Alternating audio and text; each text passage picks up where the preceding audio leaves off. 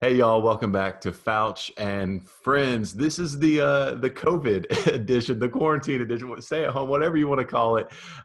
Thanks guys for being here today. We got Ricky Caps with Master's Voice with me, man. How are you doing today, sir? Matt, man, it's an honor to be with you, man. Thanks for inviting me. Hey, so just so y'all know a little bit behind the scenes here, Ricky and I have been on the Zoom call for several minutes. He was in his vehicle trying to get home, get to Wi-Fi so that he could jump on the call, and That's right. that's just life, right? Like you just got to fit things in, especially right now with how everything's going on. We are gospel singers. We are. Uh, This will drive the point home. You know where I was? I have no I was getting a tag wheel on the bus. That's where that's idea. right. It's such a glamorous life, you know it. It's the glamorous life of the gospel singer. Ricky, again, thanks for being with me today. Man, what is going on with Master's Voice right now, brother? Man, we've been fairly active. We've been blessed, especially compared to some of our other artist friends that they've been telling us about. But we had a really busy summer so far, even coming out of all the virus stuff. So, man, we're staying busy. God's blessing. Everyone's healthy here. It's been good. That's great, man. Now I know that a lot of folks maybe they are familiar with Master's Voice, maybe they're not. No idea. You guys are a Midwest group. Legacy 5 does a lot of concerts in the Great Lakes states, the West Coast. We do quite a few through the Midwest, but a lot of people maybe not familiar with you guys. So give them a little rundown of who Master's Voice is and what Yeah, kind of your guys' style is. we don't get east of the Mississippi very often, uh, uh, but we're in our 24th year. I'd say we sing out east maybe a couple, 3 times a year. We're trying to change that. But, man, started in 1995. I was just 17 years old, had no desire, no inclination, zero even chance at that point that I thought I was going to be doing this for a living. And, man, God saved me when I was 22 years old while I was in ministry, in this evangelism ministry, and gave me a new want to and changed everything in my life around. And, man, I can't really picture doing anything else since then. So I'd say our style is somewhere in between man, gosh, I don't know. When you're from Oklahoma, people expect you to have a little country flavor. So I guess we have a little bit of a country flair. I would say that if Diamond Rio and the Booth Brothers had a kid, it would be Master's Voice, maybe. So, yeah. That's great, man.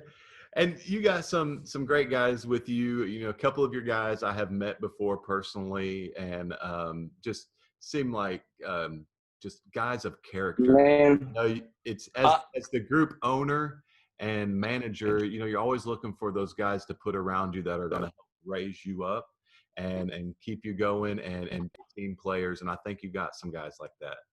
Matt, I learned a long time ago that if I would surround myself with people that were smarter than me, more talented than me, it would make me look good. So that's what I've tried to do.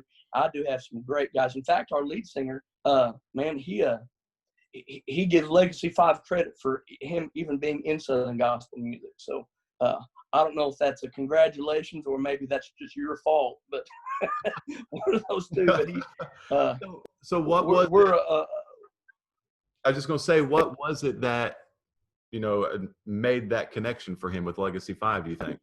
you guys did a concert. He's from Charleston, South Carolina. Y'all did a concert, I guess, somewhere in that area. And he showed up and he already kind of loved the music. But once he saw the concert, he just said in his heart that if God would allow him to do that, that's what he wants to do. So, man, you never know. I don't know how old he was. I want to say he's probably, 14, 15 years old at the time. So.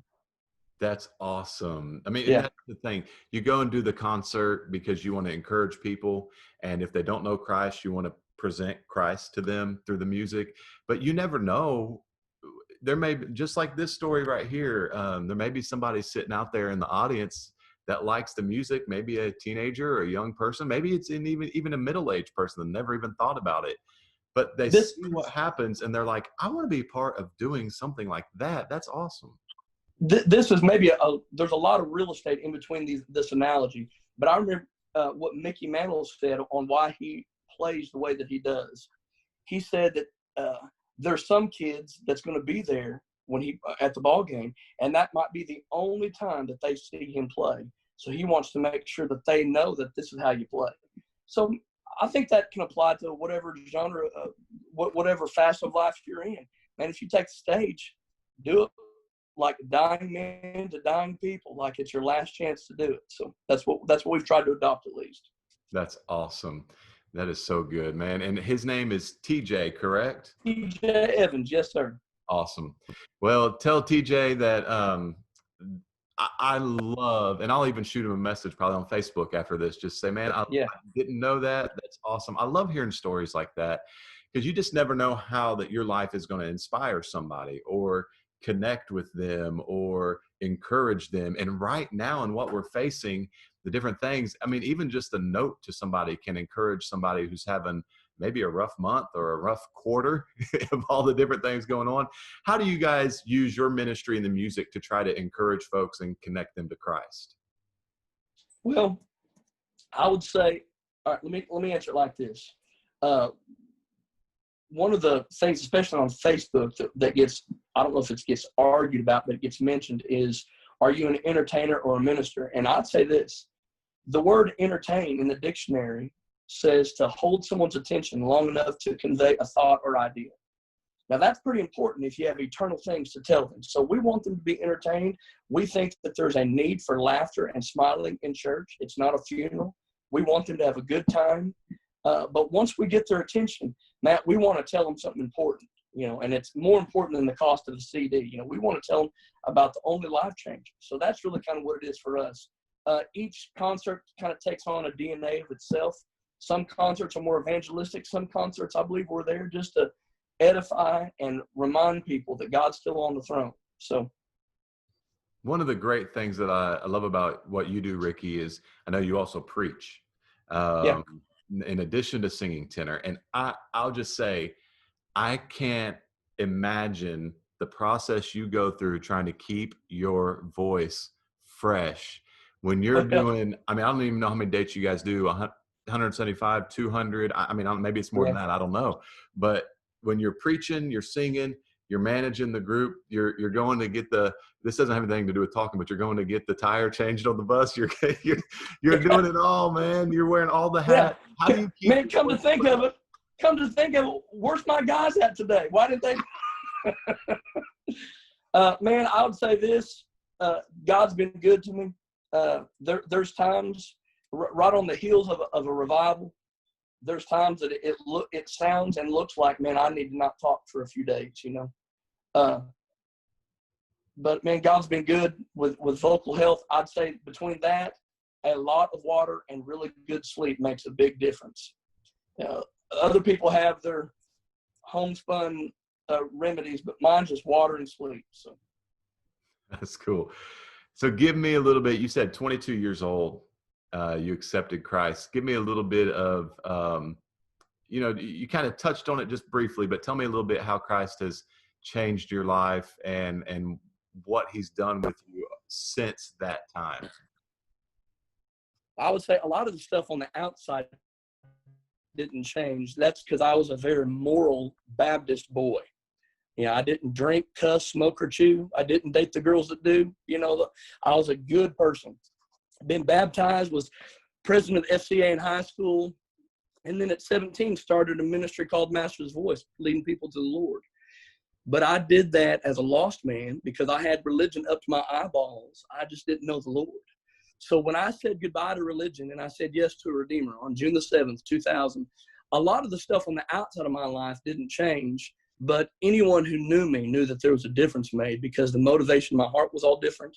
My candor was different. My countenance was different. My passions were different. I mean, I was ambitious. I was going to be a millionaire before I was 30, and I was committed to that on my way.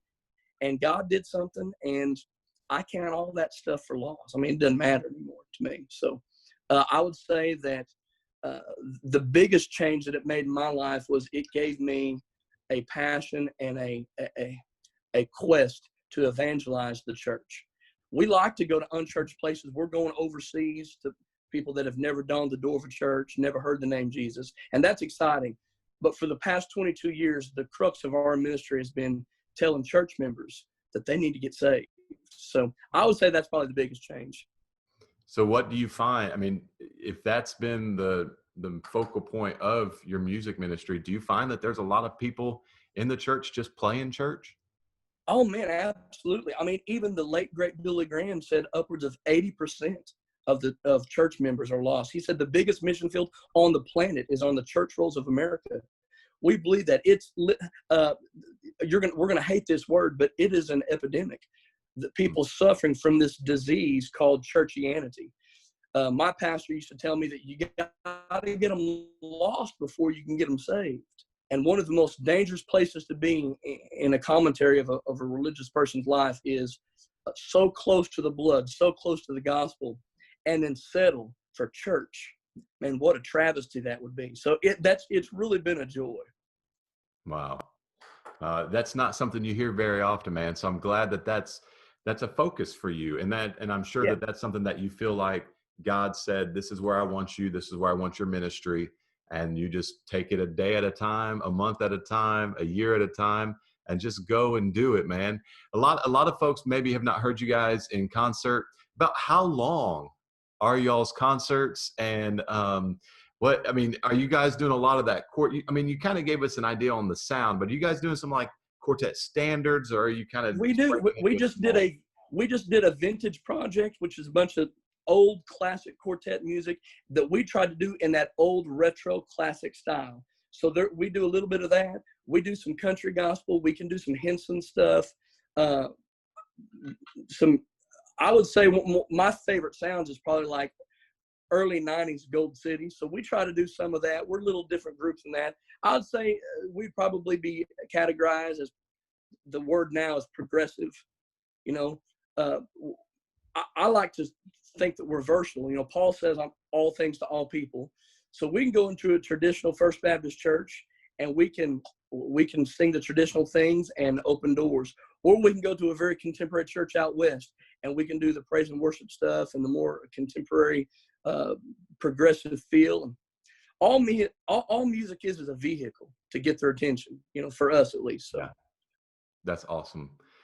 What makes you tick, man? I mean, not necessarily with your ministry. We've talked a little bit about that, but you personally, you come home, you got a day off. What makes you tick? What makes you go? Well, if I can spend it with my daughters, then I'll do that. They are my heart and soul, my heartbeat. I cannot believe that the love that a daddy has for his children, especially his little girls. So anything that they do, since I'm a daughter or since I'm a daddy of daughters, that means that there's hide and seek and then there's dress up and all sorts of things. So if they're doing something else and I have a day off, then you find me on the golf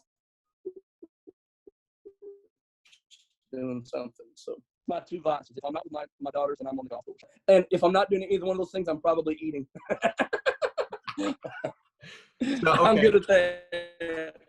So I come to hang out with Ricky, and you're like, yo, man, I love to eat. You got to try. What are you making me try? Am I fixing it or are we going to a place? Your choice. Man, if I'm fixing it, I'm going to get you the best ribeye in Oklahoma from Cattleman's. I'm going to grill it out. We'll sit out by the pool and we'll have some ribeyes and some fried potatoes and some corn on the cob or something. But if I'm taking you to a place, oh man. You know what? Y'all don't have this, but there's a Mexican restaurant called Ted's Escondido. It's in Tulsa and Oklahoma City. It's most of the time you'd say Mexican food is just Mexican food. It all tastes the same. I used to think that. Go to Ted's. It's different. I'm telling you, it's just better.